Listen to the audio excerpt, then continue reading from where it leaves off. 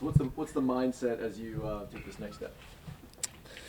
Just continue to keep doing, keep progressing forward, and just trying to feel good, stay healthy, and see guys, and keep those relationships up. And last week was a great week. Got to see all the guys, and looking forward to this week. How do you feel physically? How's the triceps feel? How's everything feel as you continue your rise here?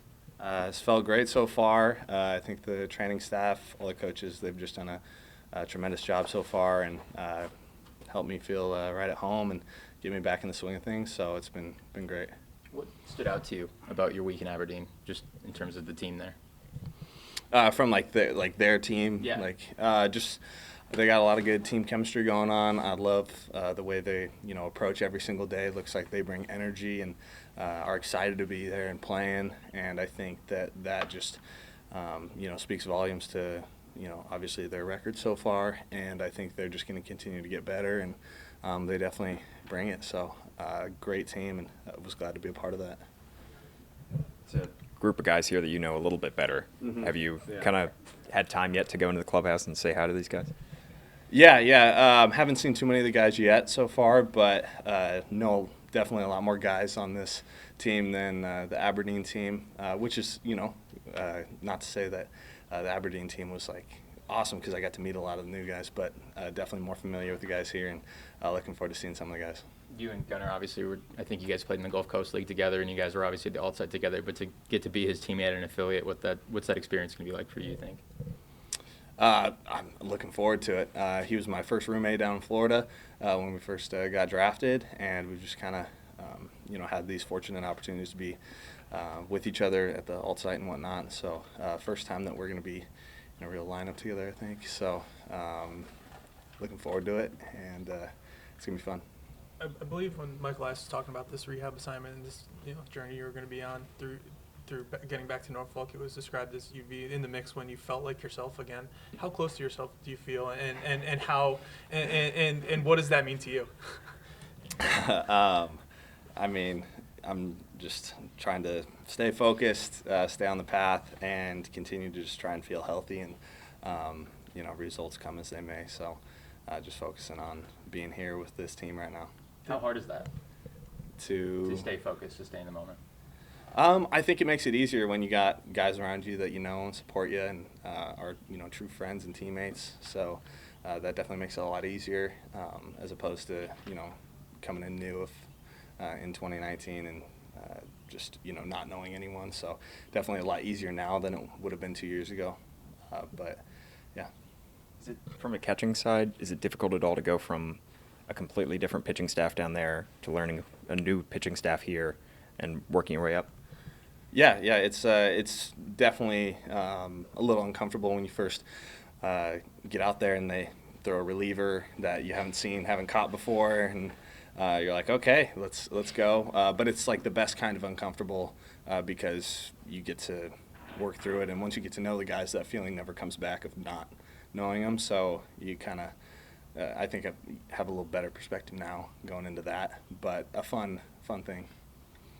You spent a little time your draft year with the pitchers you were drafted with at Aberdeen before you started moving up, but you haven't really spent a lot of time with them until, I guess, last week and then this week again.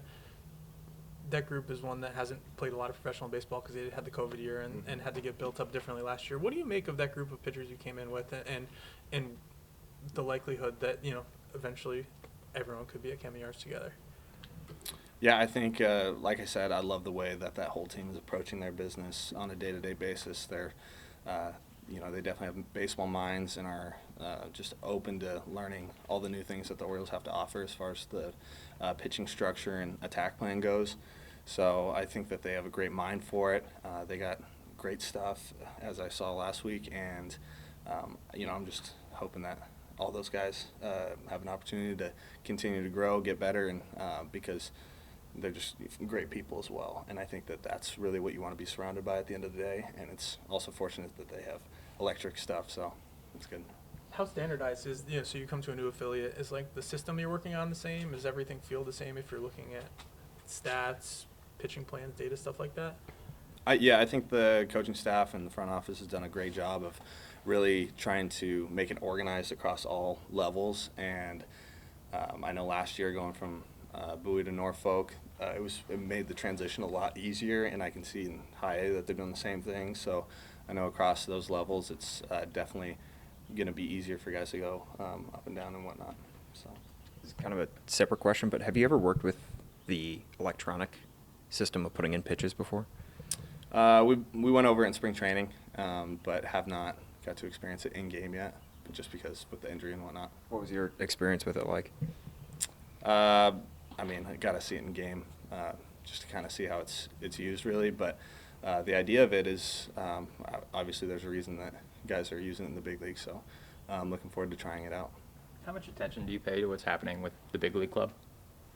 I mean, as much as I can. It was easier in Florida, just with more time to be able to watch on a daily basis. But now, definitely more difficult, and we just try and keep up as much as we can. So The way that the success, I mean, I think a lot of people around baseball would say maybe the surprising success of the big league pitching staff this year. Does a part of you kind of feel disappointed that, like, oh man, I could be there, like, a part of this, helping them out? Like, does that even cross your mind at all, or how do you work through that?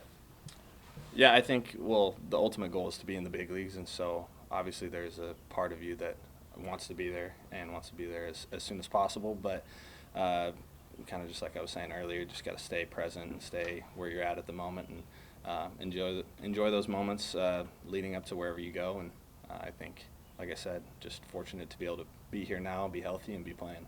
How cool was it to see Kyle Bradish get an opportunity and pitch well?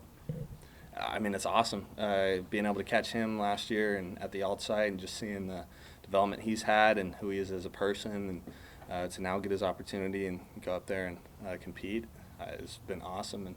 And just looking forward to seeing his career. How would you describe his fastball? Like how it moves? It's not a normal fastball. No. And I think that's what's great about it, is it's atypical and in the best way possible. So yeah, it's definitely an effective pitch and a fun one to catch.